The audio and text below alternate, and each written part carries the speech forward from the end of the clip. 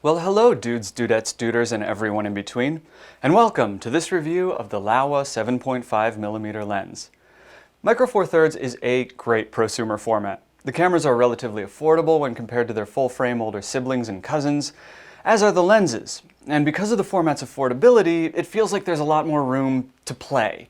A perfect example of the more experimental end of the lens spectrum is the Sirui anamorphics, which we've already talked about a bit on this channel. Now, for all the fun you can have with Micro Four Thirds, there's one big problem, and that is the crop factor. In fact, hold on.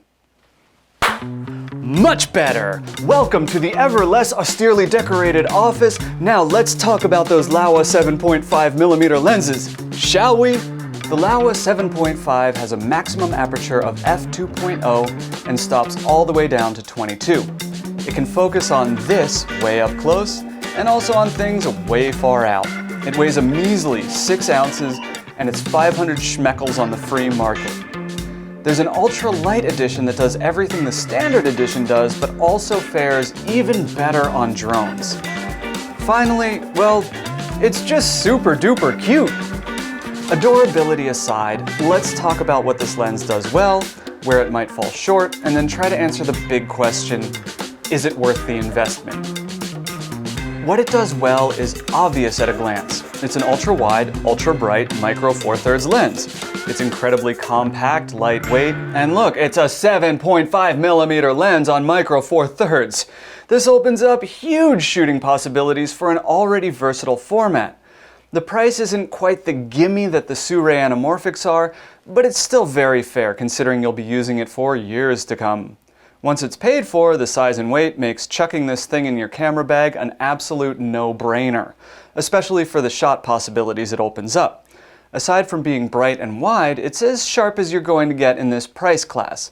That's not to say that it always feels pin sharp, just that it's the sharpest you'll find on a non-Cine lens. Where does it fall short? Well, there is going to be some distortion towards the edge of the frame because, you know, physics. This distortion is much better than a GoPro, and the lens delivers similar field of view.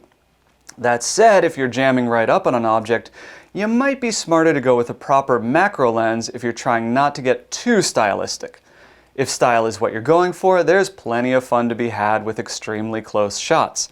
The minimum focal distance is listed at 4.75 inches, which means that you can have things up to about 2 inches away from the front of the lens. That's close, Max. Very close. So now we get to the big question. What's the real-world value of this lens?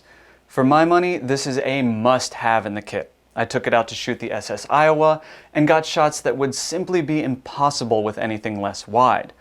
The weight of the lens and its impressive wideness make it a perfect fit for gimbal work and really serve to sell the scale of large structures. If you do any architecture, fashion, or street photography work and you're on a Micro Four Thirds system, this will likely be the first lens you put on in the morning. I honestly had a blast shooting on it. After dozens of shoots where I felt like I was fighting against the crop factor of the camera, I finally could stretch my arms and cut loose. For a hobbyist, $500 is a bit of an ask, but the value it can bring to the client work we do is instantly obvious, not just to us, but to them as well. And if there's one thing I've learned, it's that client happiness is worth so much more than $500. If you found this review useful, click all the things. If you have questions, thoughts, or requests for future videos, leave them in the comments below. If this review was an aggressive waste of your time, please remember that you could have opted out ages ago. I'm just saying. And now to get to the real reason you're here.